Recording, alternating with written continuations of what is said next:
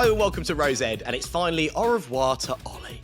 Hope you're happy, Hannah East. As Manchester United managed to make Watford look world class. Meanwhile, Arsenal were annihilated at Anfield, but things are looking good under Antonio Conte at Spurs as they come from behind to beat Leeds. As always, here with Hannah East. How you doing, Hannah?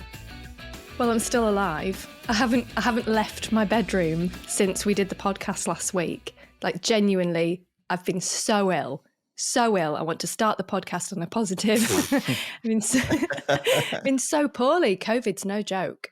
Well, there you go. So, welcome to Upbeat Football Comedy Podcast, Rose Ed. And any of these like non-vaccinated people, just not for me. Well, do you know what I mean? 5 Bayern Munich players haven't been able to travel with the squad for their Champions League game, which they played last night, actually, including Joshua Kimmich, who's like the star man, I would say, which is, and basically the German labour law now means that you're allowed to withhold wages from people who are unable to work because they're not vaccinated. Not if they get sick from COVID, but if they're not vaccinated, it's like, well, you should have got vaccinated. So, yeah, why would you not get vaccinated? Yeah. I know this is a totally different thing, but I genuinely have been so ill this week that I'm like, I don't know how ill I would have been if I wasn't fortunate enough to be double vaccinated. Yeah, exactly. It's insane. So there you go. So yeah, why I just don't know why. You tell them, Hannah. So get it done. Yeah. Also, here is Mike. How are you doing, mate? Hello, mate. I'm good, thank you. I've not got the COVID, so I'm doing slightly better than Hannah. You're a bit sad because Arsenal were humbled at Anfield, weren't they? Nah, I don't think I'm sad. It was 4-0. I'm not sad because I think that's happened in the past and it will happen again because they're one of the best teams in the world. So, take it for what it is. There he goes. See, Mike's turned over a new leaf. He's going to be he's not going to bite. I want to introduce a new item this week, guys, because you can tell I've had some time off because the running order is jam-packed with that I've just invented out of nowhere. One of the reasons I was late today is because I was literally writing down so many ideas. One of them was Hannah's 7-foot granddad. I was like, we could talk about that another time. So that's something to make sure you listen next week for. But Mike's told me that apparently this item has already been done, but in a slightly different way on Sky One science show for kids, Brainiac. But I wanted to do an item called Things That Make You Go, Oh, for God's sake. So I'm going to do a live jingle.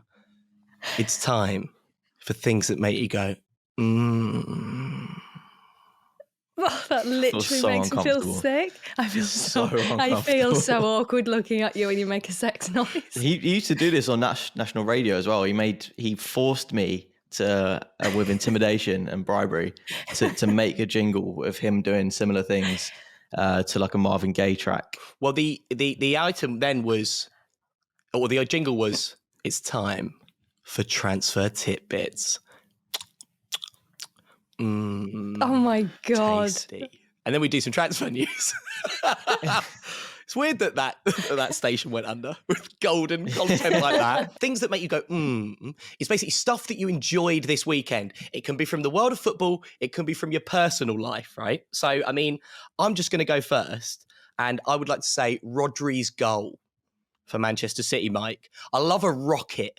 Just like ping, top corner, nothing like it. That made me go, What about you, Mike? Was it a wonder strike?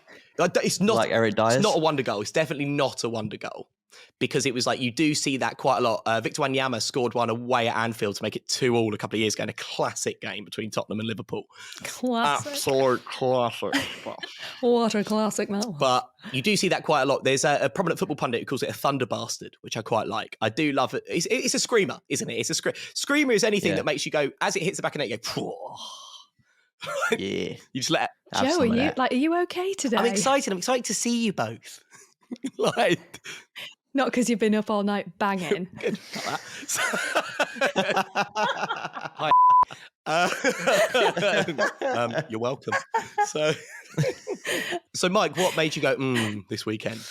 I'm going to go similar fashion to you. I think Reece James' goal in the Champions League against Juventus. Yeah, wallop. Because it's just the purest of pure strikes. Like the way he hits across it, the way that it's not even like in the corner, but it's just so powerful and hits so clean that Szczesny just can't get a hand to it. If you watch it in slow motion, it's almost like you think Szczesny has time to move his hand to block it, but the way that it's hit, it's so crisp that there's just no keeper that could ever keep that out. even if he had like the reactions of a mongoose. So of a bobcat. so yeah, it was. I think Reece James also as well, because he's just unbelievable and he's been great this season. Scored loads like that actually. Do mongooses is mongai? What's the like plural? I don't know. But do mongooses mongoose? It would be mongoose, wouldn't it? Mongoose. I just saw some mongoose over there. Do it's weird, isn't it? Do mongooses have good reactions? What is a mongoose? Yeah, I think I saw I might be wrong, but I think I saw a video of a mongoose fighting a steak. Fighting a steak, fighting a ribeye, fighting a fillet, fighting a snake, and I think the mongoose won because it has like ridiculous reactions and it's like a predator. Is that right, Hannah? Yeah, it's like a little meerkat thing, isn't it? From what you're showing, like an otter. Yeah. Oh, it looks really cute. Well, are they vicious? Well, yeah, no, but their traditional enemy is the snake.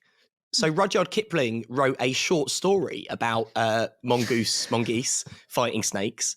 So check that out, kids. That's one. Do you know what, kids? If you're bored of TikTok or I'm a Celeb, why not read Rudyard Kipling's short story about a mongoose and a snake? Hannah, what made you go, this? Well, nothing, because Ole got sacked. So I feel like this weekend was very disappointing and I lost my sense of smell and taste. So it's a very difficult weekend for me. That was for a lot of United fans, though, because a lot of them wanted him out, Hannah. So yeah, I think it was time, wasn't it? And I think the club have done it really respectfully. Sorry, we're not going on to talking about Ole right now, and that's all I'm talking about. Yeah, we are, yeah. Why, did I look bored? Yeah. Yeah, a little bit, yeah. Sorry, no, I was looking at the running order, sorry. We'll talk about that later. Which has got, Ole at the top. Yeah, that's fine. We're good. But I think a lot of fans, it was time, wasn't it? And he'd reached his capacity with the club. He'd done some good things and progressed the club, definitely. But it was time for him to go. And especially this season, watching the results have been pretty. So I think as a fan, it was the right thing to do. Do you not think definitely, the exit for him to leave, not to be sacked, he left. Well, I mean, you did want him to be sacked. You are part of the media machine that got that man sacked. So well done. Yeah. Well, he needed to go, didn't he? You just said he needed to leave. Literally. It's like you're like a human version of clips of yourself. What do you mean? No, he did need to leave. What did I just say? It's COVID. What? So you said it wasn't right that he was sacked, but he needed to leave. And then I asked you another question. You went, he needed to go. Yeah, well, he did. That's what I'm saying. That, like, I was joking because he was obviously sacked, but we're joking for the fact that in the media it's like, oh, he left. Ole has left Manchester United when obviously he's been sacked. Is that the whole point you were making? We're just going to cut that whole thing out. Okay, let's start again. So this weekend, I lost my sense of smell and taste, and obviously it was a really weekend because Ole was sacked from Manchester United, which was the right thing for him to leave, as the media have put out there. That was good. That's a good take. I'm leaving all that in, by the way. I'm leaving all of that in.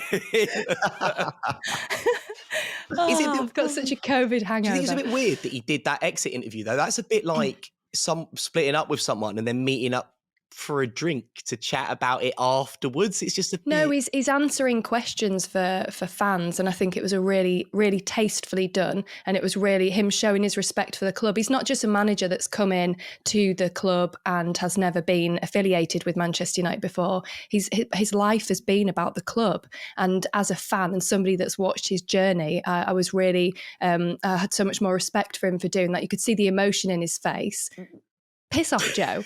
I could see the emotion. I could see the emotion in his face, and it was actually nice parting words. You could see that he genuinely wishes a club well. It's not like he's been sacked and he's like, "Yeah, I'm going to go and sign for a rival club." Well, I mean, I don't know who would sign. I don't know what a rival club who would take him on as an appointment, but. I was as a fan, I was pleased he did that. I don't think the fans of the other 19 clubs in the Premier League felt quite the same. Mike, how did you feel when you saw that Ole had gone and he gave an exit interview? I was sort of like, I think it's quite a classy move from him. Like, fair play. If you've just been sacked, no. But I will counter that with it is a bit embarrassing. Like from an outside perspective, it's like, yeah, you just been sacked, and you're going to go and sit there and talk about like the next manager, and you're going to talk about the players that have just betrayed you on the pitch. Essentially, It is a little bit embarrassing, and I think it sort of sums him up a little bit because he essentially was a caretaker manager that got some good results and sort of brought a bit of a team spirit back. But in actual fact, as a manager, he was pretty poor.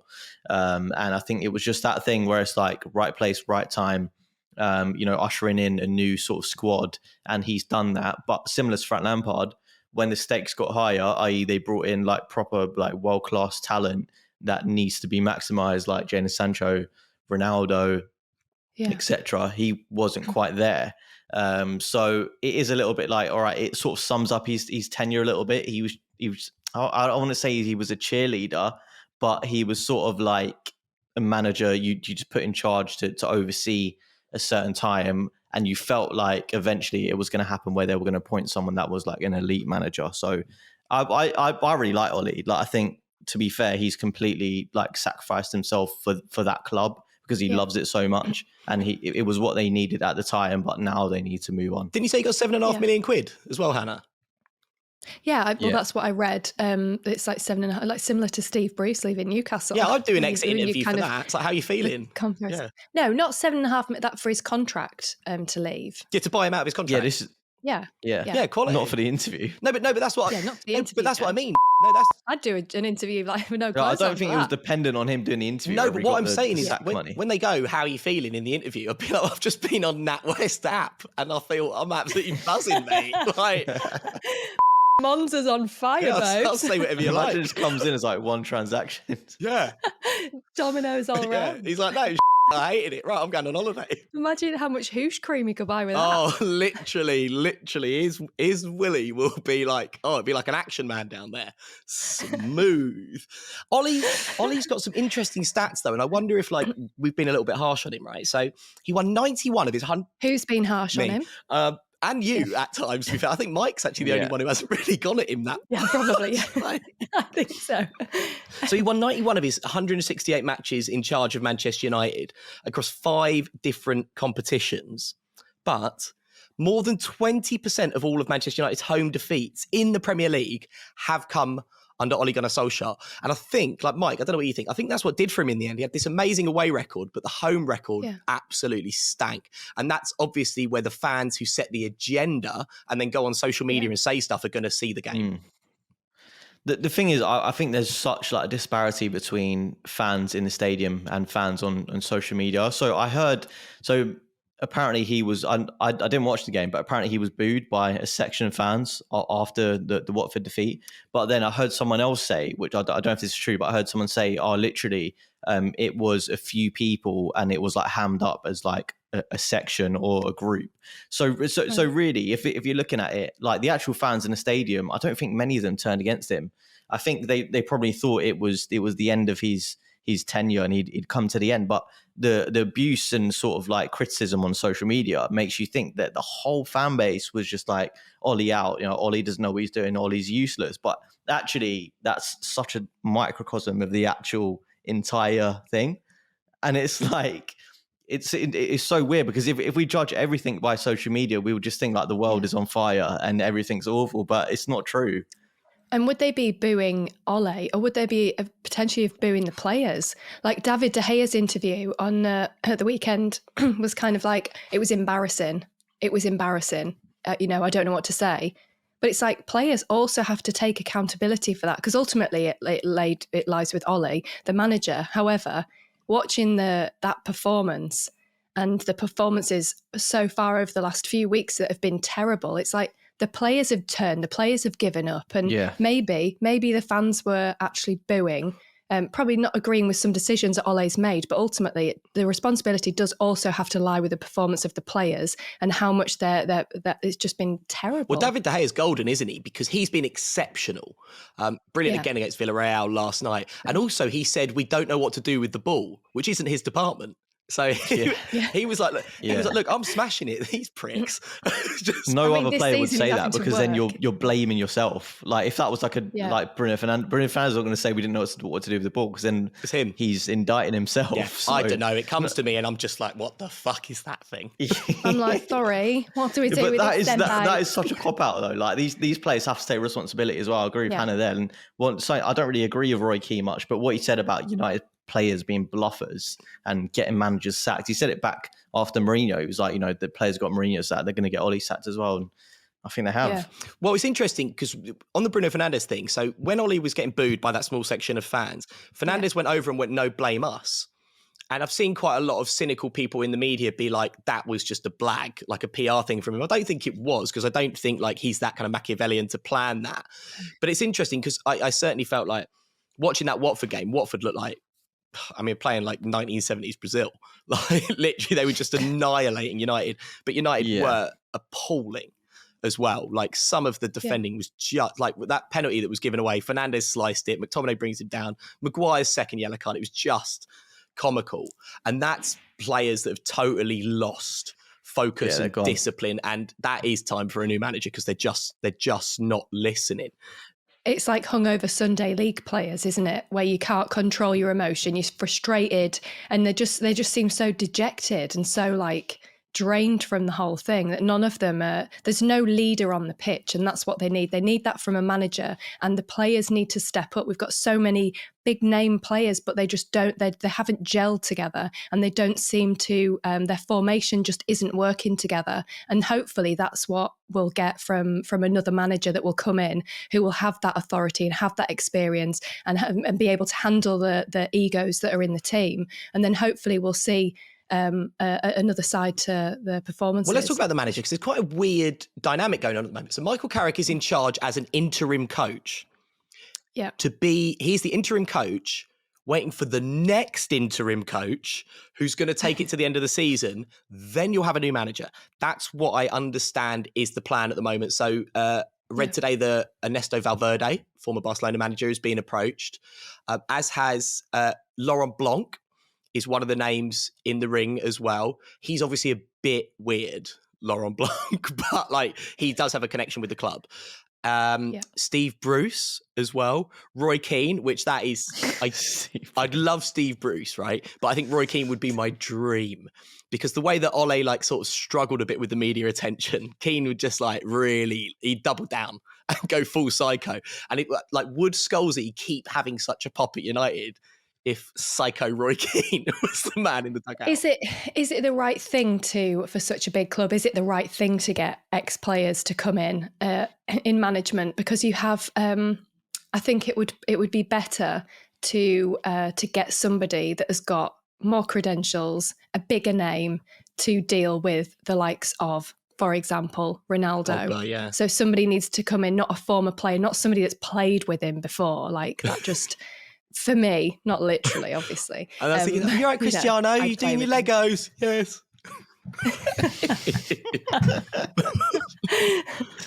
I just, I thought you were meaning in a sexual way. I thought we were going on a totally different direction for that conversation, but it's fine. Scored a hat trick. Yeah, I think somebody with more credentials, I think, would be better at the club long term. Well, it looks like it's going to be Poch, doesn't it, Mike? Because Zidane is apparently waiting for the PSG job to become vacant and long-term got his eye on the France job, which would be perfect because Poch seems to be hating life in Paris. And I'm not surprised because you got Mbappe and Neymar as if it's just like working for a horrible, evil corporation. It just sounds minging. So I think he is going to go to United, which as a Tottenham fan, I don't really want to see, but I'm over Poch. I'm able to move on because I've fallen in love with someone new. So, Bookie's favourite is Brendan Rodgers. Do you think it'll be Brendan though? Because Leicester have been stinking up the Premier League this season. I mean, I'm just saying, I've got a bit of inside here we go. Information. I'm not saying where my sources come from, but I've got inside information that it will be Brendan Can you tell me where your sources come from? I'm not going to use it on the pod. Several minutes later. The deal for Brendan Rodgers is definitely not done. And all the chat has been pointing towards Pochettino from like really reputable sources. Mike, I think it's going to be Poch. Yeah, I mean, I think this interim stuff it's really weird that they included that at the bottom of the statement on Ole Gunnar Solskjaer. Because it's like, is that just to throw people off? They literally said, Carrick's taking charge on a temporary basis and then until we hire an interim until the end of the season. But I think Poch is the guy. Poch is the one that was in the frame before Mourinho got it. It didn't quite happen because, if I remember, he wanted to stay at Tottenham at that time. God knows why. Wow. But that was the man they wanted. Apparently, Sir Alex wants Poch as well. And as we know, Sir Alex is the main man still at United, we think. So I think Poch is their man. It's just whether it's just how it happens. I mean, and I listened to him talk about it yesterday before in the lead up to Paris Saint-Germain's Champions League game, and he didn't really sound that convincing, to be honest. And I could, like, what else is he going to say? He's not going to say, yeah, you know, United have contacted me, I'm going there right now, I'm leaving PSG. Obviously can't say that. But I think he will end up going. It's just whether it's now or at the end of the season. But I don't buy into this interim nonsense, because Weird, isn't it? It's only November. Like, we've literally like played 11, 12 games. Like, you can't write off the end of the season by saying we're going to bring in an interim who's going to be there for like 6 months, and then we're going to hire a new coach. Because what does that do to the players? What does that say about the sort of coach that you're bringing in now? What's the aim there? So I think just they need to go all out and get Pochettino or Rodgers, because I think both would be good appointments. You want to go balls deep in Pochettino, don't you? Yeah, as Hannah said. Yeah.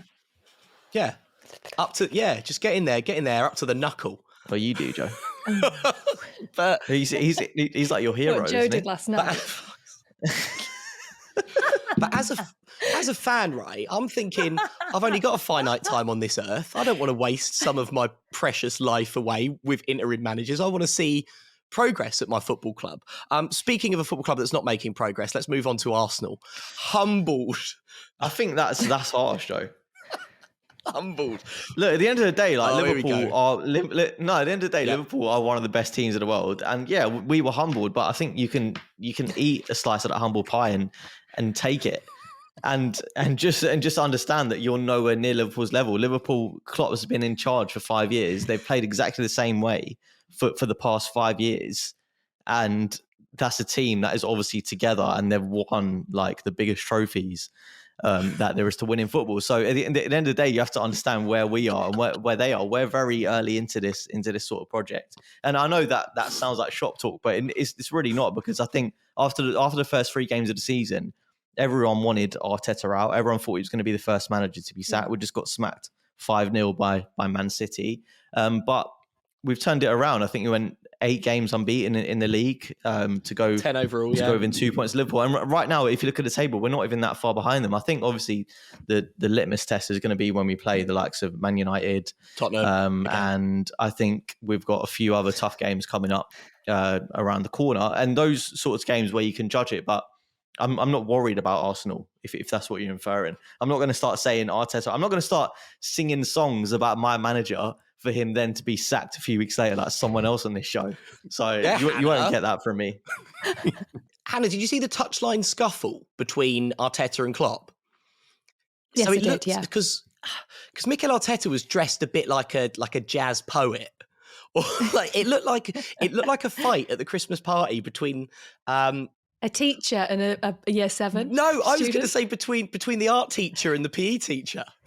Like, because Jurgen Klopp was in his tracksuit and like his baseball cap, and like Mikel Arteta was just been like smoking his Gaulois menthol outside, and maybe like chatting to the cleaning lady that the PE teacher fancied. But a lot of people are saying that they think Jurgen Klopp did that on purpose, Hannah, to like G the crowd up. Do you think that's possible? Yeah, but we know that Klopp does this all the time, because remember what he did with Sean Dyche? They did the same thing. He winds other managers up to the point where they get really feisty, and then he'll stand there and just be like, what are you doing? And then in his interview after, he's so like, yeah, it's just football, that's what we do. So to him, it's really normal. But to people, can you imagine in the stadium, like watching the managers, like that would generate so much more excitement and such a better atmosphere. So maybe he literally does do that as like a pantomime effect for the crowd. Sean, I don't know. Sean, you're bald. And guess what? Your beard is ginger too. Oh, look, Mohammed scored again. Sorry. I think that is potentially slanderous to Jurgen Klopp. if he knew that someone thought that was how he sounded. I really hope, because I think quite a lot of people who listen to this podcast and watch the videos don't know anything about football, so they're going to think that's exactly how he talks. It's not. Yeah. It's not. But who's that German manager that's really camp that fights everyone? The German manager. He used to be a teacher. But Mike, there's nothing better. The best thing in football, right? And I hate, it's one of the reasons I don't like Martin Tyler, right? Because he's always like, nobody likes to see that in the modern game. Everybody likes to see a fight on the pitch. Cool. That's the best thing. That's the second best thing. The very best thing is when two managers go at it. That's like Arsene Wenger getting sent to the stands and standing on that little ledge in Old Trafford. Like, still one of my favourite moments. Everybody loves managers doing mental things. Arsene like Wenger against Alan Mourinho, he's Pardew so as well. good. So many. Alan Pardew doing the little dance. So many. Yeah, Alan Pardew's dance.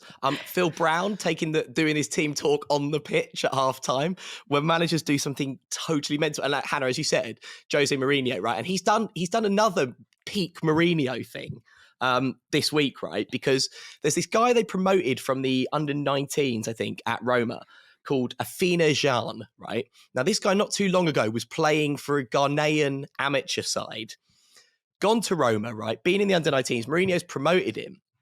He scored a winning goal last week. This week, came off the bench and scored 2 against Genoa to give Roma the win. And Mourinho had said he would buy him a pair of trainers that he really liked that cost €800. So Mourinho bought him, and these trainers are awful, by the way. They're like ski boots. They're dreadful, but I'd rather have the €800. But Mourinho bought him these trainers, and he's got this like say what you like about Jose, but he's wildly entertaining. And he's like, he's done what he does at every club, and he's found one player in like, me and you are just going to be BFFs. And that's it, mate. Like forever, we're the original odd couple, this Ghanaian teenager and Jose Mourinho. But yeah, it's nice, isn't it, Mike? I don't think I've ever felt more conflicted over a person in football than Jose Mourinho. It's like one week I absolutely despise him, and then the other week it's like he's an absolute legend. Yeah.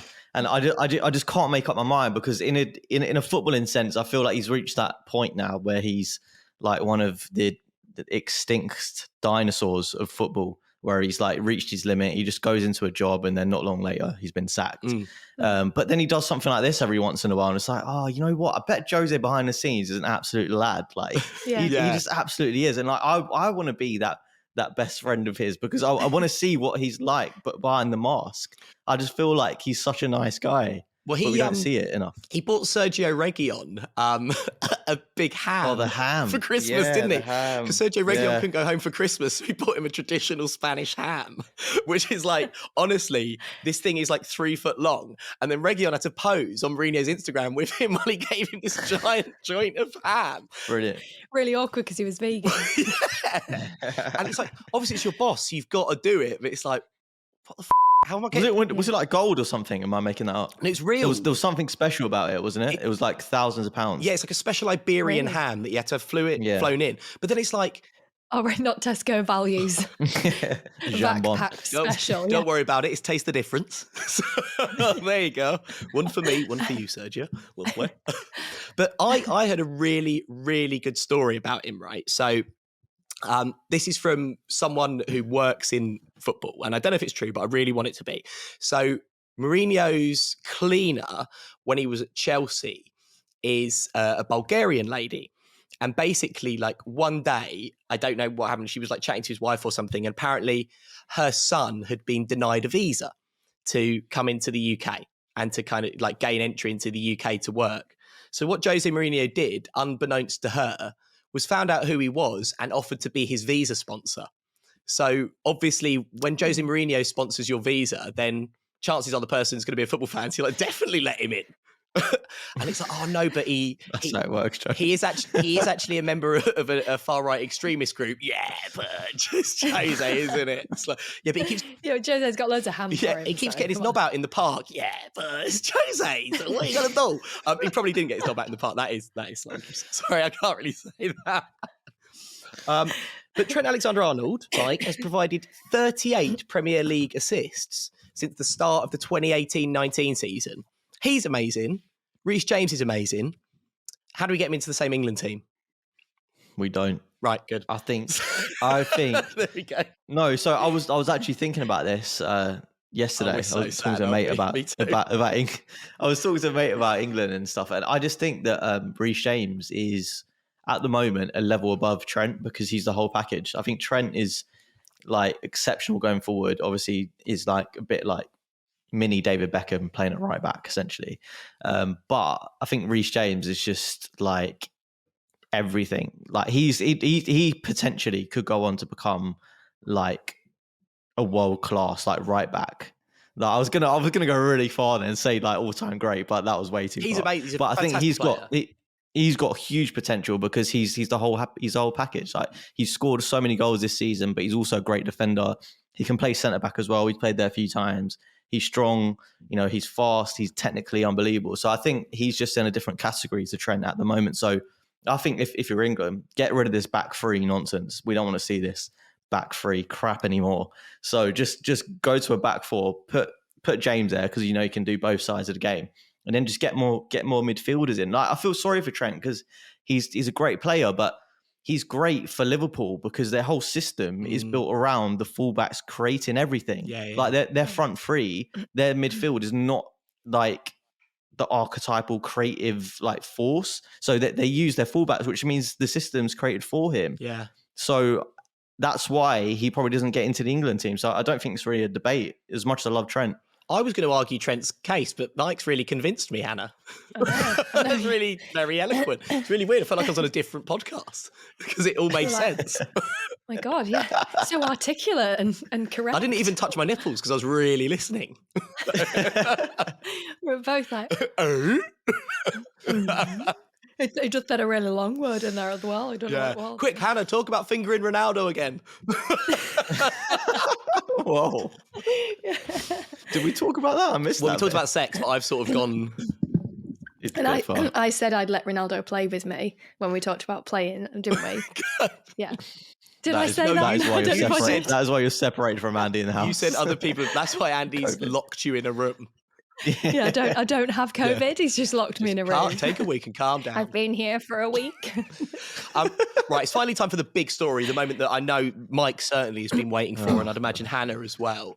The Conte era has begun. This last Sunday is the moment we will look back on as the start of dominance for a new European dynasty. You've had the great Milan teams under Arrigo Sacchi and Fabio Capello. You had that Ajax team of the early 90s. You had Madrid with the Galacticos. You had Pep's Barcelona. And now, Hannah, you have to admit, after that comeback against Leeds, Tottenham looked like the coming power in European football. Yeah, but you didn't say that after his first game. Conte out. No. He didn't say that at half time, Hannah. I'm pretty sure I got a Conte out message when they were 1-0 down. We definitely got a message from you at half time saying Conte out. But obviously as a joke.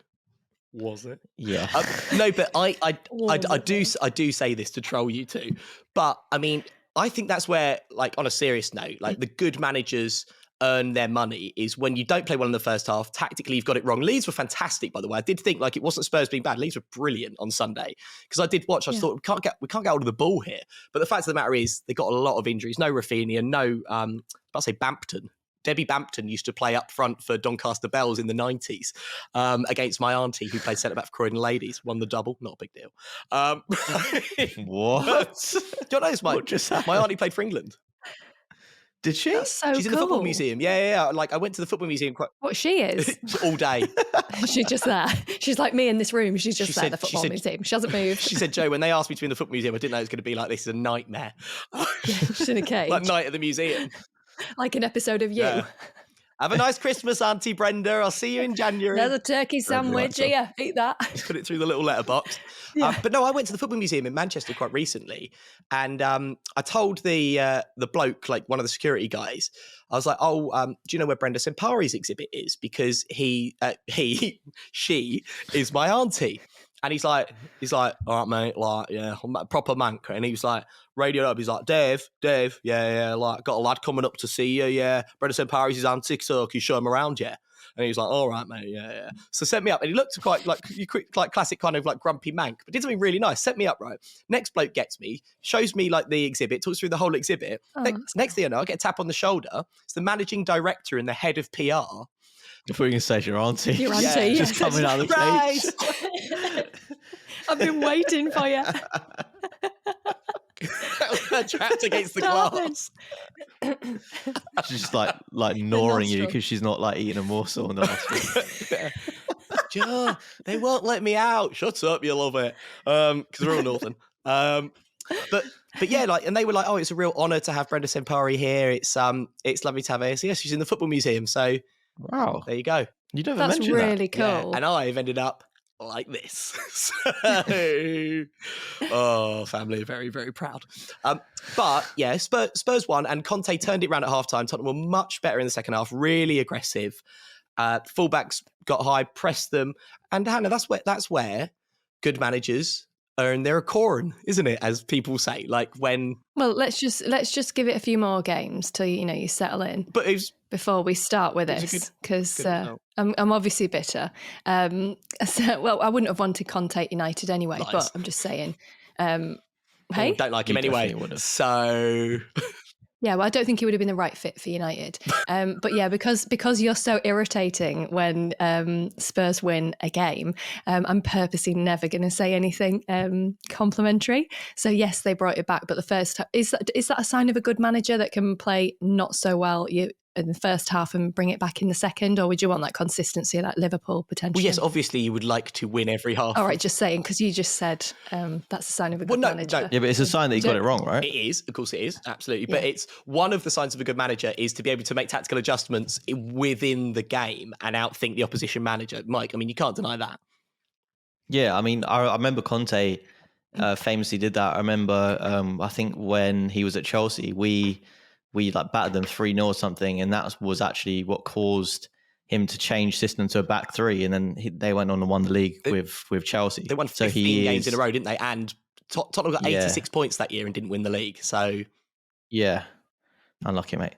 But yeah, so he is a flexible manager, but I think you will get bored, like, because his football typically is quite boring. So enjoy it while you can. But he was all I'll say. I loved I'm so easily if you only listen to the podcast, watch the videos, because Hannah's doing stretches to illustrate how it's so immature. Like, it's not funny at all. It is funny. I'm laughing. That does sure. My Adidas tracksuit bottoms on and my thermal fluffy purple socks really fit. Is it those tracky bees? They look like sort of thick woolen tights. No, I'm wearing Adidas tracky bottoms. Well, so can you say immature again? Immature. Do you know when we did the whole thing about Primark and you were like, sorry, isn't it Primark? And I'm like, Primark. I am so shocked. I did a little poll on Instagram and everyone calls it Primark. Yes, because that's what the shop's called. Apart from me and 4 of my friends from Northallerton who call it Primark. Bloody Primark, they don't know what they're talking about down south, bloody hell. And Joe, I tell you what, it went down like a lead balloon when you said, I don't care what anybody from Northallerton says. My friend's like, who's this? No, what I actually said was, I don't care what anybody from Northallerton thinks about anything. And I stand by that. It's only about 15 people, so you're not upset at that. Yeah, and they're all related anyway. So. Yeah. We're all parents and dads and brothers with, Yeah, my Uncle Jerry's also my cousin Norman, and he's my sister too. He works for us. That's what I'm saying. Anyway, who's got... He gave birth to me. He gave birth to me. You brought those cows in, it's almost time for milking, love. For the record, that's not what happens in Northallerton. It is. Go there. Don't go there. It's a lovely town. Oh dear, sorry, the people of Northallerton. Sorry, Hannah. While we're talking about Antonio Conte, you seen this picture of his hair? You seen this, Mike? I haven't. No. Right, so you have to describe it to us. So good. So that works well for the feature. As per the link on the running order. There's a picture. Right, as soon as I saw Spurs, I just stopped reading. So I read everything else, though. It was great. So there's a picture of I actually did Antonio Conte, good, in the mid-90s, like having lost all his hair. Don't cough. Oh yeah, I've seen that photo before. Having lost his hair, what do you mean? Is that like when he's then up against the goalpost? Yeah, well, there's that. There's one of him as a manager, and it's basically like proper bald, like with straggly, like Bobby Moore. Bobby Charlton style, like really awful. And obviously now he's got a thick, luscious barnet. So is that like a weave that he's got then now? Well, this is a stick-on. So what I thought is this, and this is why I put the link in the running order, because it could be quite a good start of an item. But don't worry, I'll explain it to you anyway. So I was going to say, what cosmetic procedure, Hannah, would you have if you could have one? Well, I've had 2 children, so Go figure. So that everything. Like you can get these mummy makeovers where they can like do your boobs, your fanny, your stomach, like everything. Obviously edit out all the words I've just said. And you can get like a mummy makeover. No, when Naughty. you oh, I might cut that. yeah. Oh. Get one of them sorted out. Yeah, but you can get like everything done and get like perky boobs and stuff. But did you know if you get your boobs done and like a uplift, they have to cut your nipples out and then cut some skin out, lift whatever up, and then put some implants in, and then sew your nipples back on again. That's a boob lift, an uplift, whatever it is. But what did you know? But what that? if they? Imagine having your nipples. What if they cut. what if for a joke they reattach them in the wrong place, like your forehead? Oh, sorry, I just took really my headphones itchy. off for that bit because I felt sick. It's very unprofessional, Mike. Yeah, well, Just gonna breastfeed. Yeah. It's like, oh, what? You hungry? Oh. Suck on that. Oh God! Look at Mike's face. Look at Mike's face. so well, I don't know what you're disgusting. talking about because I genuinely turned off after Hannah said they cut your nipples off. Nipples, Mike. We're talking Yeah, about but that's- nipples. That's what they do. So I would have a full body makeover. That would be lovely. Maybe in about 10 What years. happens when you have your vagina not reset? Like, sorry, can we reset the vagina, please? Because it's Turn it off and on again. Turn it off and on again. yeah. No, sorry, I can see out our mouth. So it's no, Jesus, Joseph. sorry. But like, what do they tighten it? Well, I haven't read into it. Like, I'm only joking. Lies. It's one of your favourites. I presume. So I remember after I'd had my my first child, I was so hormonal, and there was a lot of stitches involved. And the midwife said to me, she was like, "Listen, if I was you, just don't look down there for about 6 weeks because it's pretty bad." Jesus. And I was like, right. So I phoned my husband and I was like, "You're never going to want to have sex with me again." And he was like, "You're just tired. You're okay." He's like, "I'm sure I will." And I was like, "You were? She said never to look at my vagina again." And I was like, you're gonna just have to have sex with like a prostitute or something for a few years." And my husband was like, "Hey." Where was he? Was he like, just in, because you're in the hospital? Was he in the pub? He was at work. No, he was at work. Yeah. He was at a brothel. Yeah. Sorry, I've seen the he bookies. was, The 2:15 at Kempton's about to start, love. So just give me. But unfortunately, one of my mates was with him, and he overheard the conversation. So he thinks it's really funny. He's like, "Oh yeah, I've got a friend, and like after she'd given birth, she told her husband he could like have sex with prostitutes and stuff." And I was like, that kind of has been really taken out of context. And my other half was like, "But you did say that to me." I was like, "Yeah, but I was tired and hormonal." I don't think it has been taken out of context. Pretty much is what you said. That's actually what I said. And I was like, "If you ever cheat on me, I'll cut your dick off." But a lot of I like COVID Hannah. She's so unpredictable. But a lot of women have those weird lip things, don't they? Like the lip filler things. I think that's such an odd look. Yeah. Don't you? Like well, it's like they look like they've been stung by a bee. They look like they've been stuck on. They look like Mr. Potato Head, like when you stick the lips on. I dated a girl once, and it's like we probably went out for like 6-7 weeks or something. Long term. Yeah, she it was. She again, not the record. Not the brightest button in the box. She used to tell me the big issue in her life was she couldn't work out who she was a receptionist who was stealing the biscuits out of her drawer. That was like her biggest problem in life. So at the time I was part of like a TV show that was collapsing, and like there was like a lawsuit and stuff so that we couldn't like to try and get everybody paid. And she was like, "Yeah, I think because my cousin works there, I think it might be her that's taking the biscuits, but I don't know, to be honest. Like, I'm going to put a camera in." So, well, do keep me posted. I'm just going to be over here jumping off this building because my career's gone south again. But yeah, basically we were dating and I couldn't work out what was different about her. And then I realised, like, because she told me that basically her lips had been going down for like the time we'd been dating. So I was like, "See, she looks different. Like she keeps looking different." And it's like, because at the start they were like massive, and by the end they'd gone back to normal human lips, which I thought was much better. So there you go. And could you feel when you kissed her? Did it feel weird? I mean, obviously I haven't got anything in my lips because I like paper slit lips, but could you feel anything in her lips? Like, were they lumpy or anything? retrospectively, I think I could, but I don't know if I'm just making that up. And also, No, you definitely couldn't, Joe. yeah, you couldn't.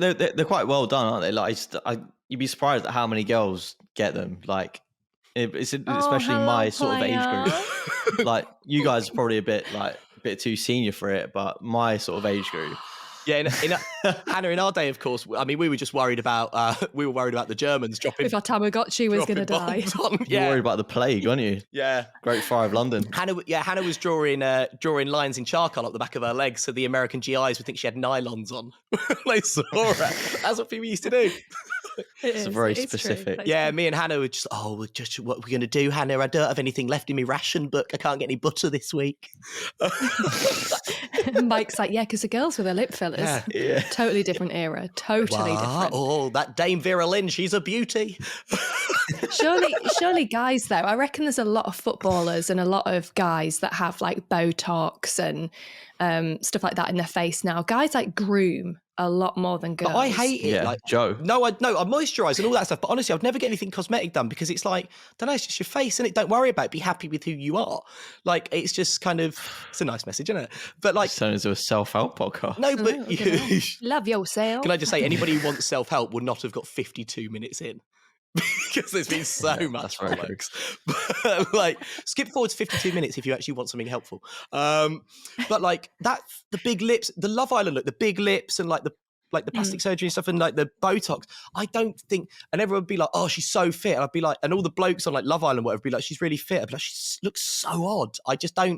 I don't know. I was chatting to someone recently. They said, I want to have Botox there so I don't have like laugh lines. I was like, but listen to what you're saying. That's really nice because it means you laugh. Yeah, Joe, you say that, but there was just to play devil's advocate a little bit. There was actually a guy in Love Island in the most recent season. It's called Hugo, who basically said exactly what you're saying, and he was preaching to well, he wasn't preaching to, he was preaching to the anti-choir, whatever that is, because. But yeah, anyway, all of the people in there had these lip fillers and like Botox and everything. And he was basically saying, I prefer a natural girl. And they got really upset because their argument was, well, if getting Botox and lip fillers makes us feel better and makes us feel less self-conscious, then surely we should be able to do that. And I agree with that. 100%. But I would say, like, without getting too deep, I think it's like a societal thing that pressures girls to look a particular way due to like social media. So, but if it does make a girl feel better, then, you know, fair play. Absolutely, I agree with that. And I know people who've had boob jobs because they were like basically like felt self-conscious about their boobs. I'm not saying don't do it. I'm just saying like and boob jobs is a different thing, but I just think like the lip fillers and all that sort of stuff, I just think I prefer without. Right, Mike, to bring it back to the original question, obviously on our football podcast. No, the procedure I would have to have is a penis reduction because it's just like do you know what? It's unmanageable because like. Joe, can you remember what you said to me when we first met in Barcelona when we were presenting? So the first time I met Joe, and we went for a drink at the bar, and you came down and you said something, and I remember you had blue jeans on and a white t-shirt. And you made a joke, and like literally one of the first things you said to me was like, yeah, because I've literally got a tiny penis. I don't think I would have said it in that context. And it was you must have had truth serum that night. I remember looking at him, and then I was like, I felt like I needed to look at your crotch area because I was like, oh God, has he? And then I remember for like 5 minutes after, you'd obviously made a bit of a joke about it. So you were maybe midway through a conversation with somebody else, but I remember looking at you thinking, oh, poor guy, like must be awful having a really tiny penis. And then I realised that you were probably just having a bit of banter. I'm joking because it's massive. It's intimidating. But yeah, I just had this. Well, I think, Joe, like your jeans are so tight. I think we've all seen it. Well, so like, to be fair, mate, you're no stranger to an extreme skinny fit. Yeah, but I think you've seen what I'm working with recently, so you know I can get away with it. Do you know what? You could do a lot worse than Mike Stavrew's little caterpillar. Let me tell you, your girlfriend is a lucky girl because that thing, he knows what he's doing. Mike, what would you have? So it probably doesn't work practically, but I think maybe like if my little finger could become a penis, that would be quite. Why quite would you cool, want that? What? So you can I don't know, but no, but not so. It's just out like when you go to Tesco. But if it's like retractable, and you can sort of like because like the little finger is pretty useless. What, like to me. Wolverine's claws? Yeah, a little bit, but only one. Like I don't want all. I want to be able to use my Penis hands. finger, as well. penis hands. Yeah, just one little finger. I don't know. I think it'll be quite cool. You obviously like get a bit of attention from it, wouldn't you? Yeah, obviously. What would you use it for? I think you can use your imagination. Yeah, but no one is going to want to have sex with your penis finger, Mike.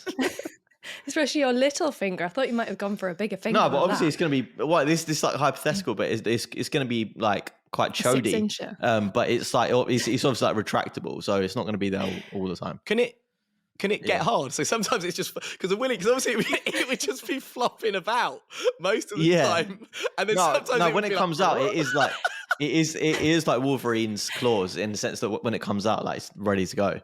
You know. I think that's probably the best place to leave it this week. If you Mike's penis finger. Oh God! The thought of it flopping. I don't know where that came from.